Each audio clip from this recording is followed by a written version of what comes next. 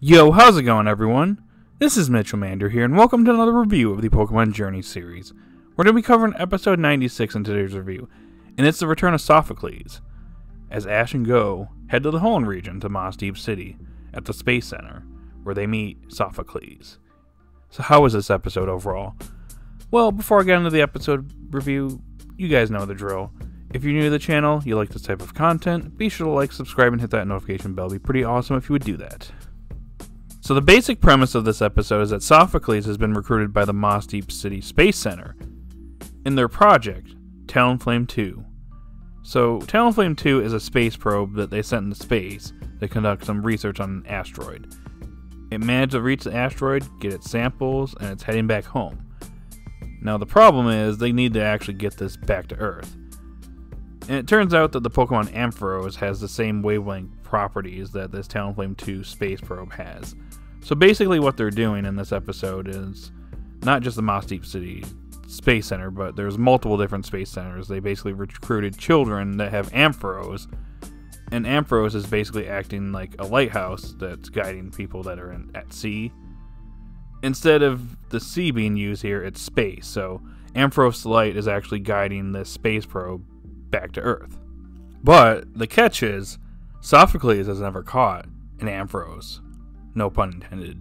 But yeah, Sophocles doesn't own an Ampharos. So he ends up borrowing his cousin Molane's Ampharos, which we actually get a pretty interesting flashback to episode, I think, 79 of Sun and Moon. Correct me if I'm wrong. But this was a straight flashback from that episode, which I thought was pretty cool. So anyways, Sophocles has invited Ash and Goh to witness this, which we get a brief reunion with them. It's pretty nice. Sophocles meets Cinderace for the first time. Apparently Kiawe wants to face off against Goh again. He also mentions that everyone's dying to see Ash again, so I wonder if we're going to get a second Alola episode sometime down the road. Unfortunately, it seems like Ampharos over here is a bit clumsy. He actually ends up whacking both Ash and Goh in a very comedic fashion. He actually whacks Ash at the beginning of the episode too. Anyways, after whacking these two, he almost steps on Togedemaru, which just knocks Togedemaru back, and it hits the machine that's right by where Ampharos is about to go into that device and try to beam this space probe back. Yeah, so that starts to shock the machine just slightly.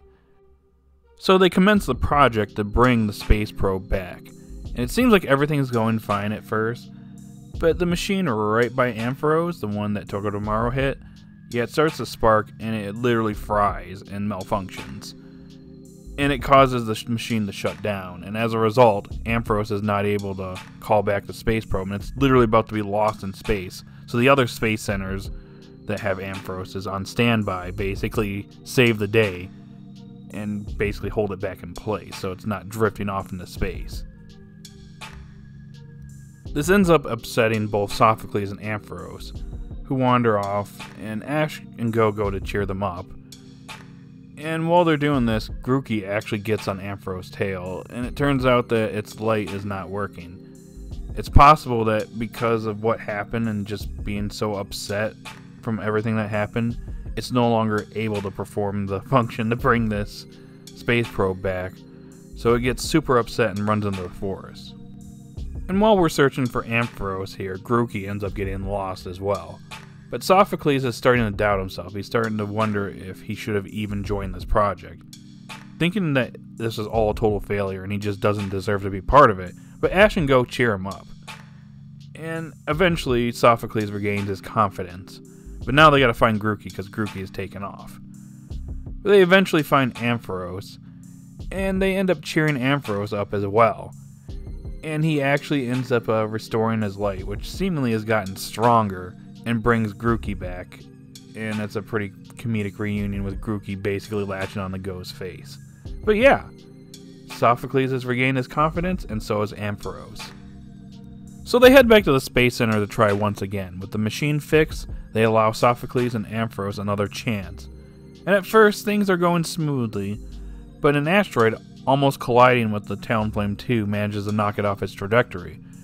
With it now being at risk of being lost in space, they have to figure out something to do really quickly or else it's gone forever. Sophocles, using big brain energy, manages to figure out a strategy to bring it back, which actually ends up working. but they're not in the home stretch just yet. They got to bring this thing back.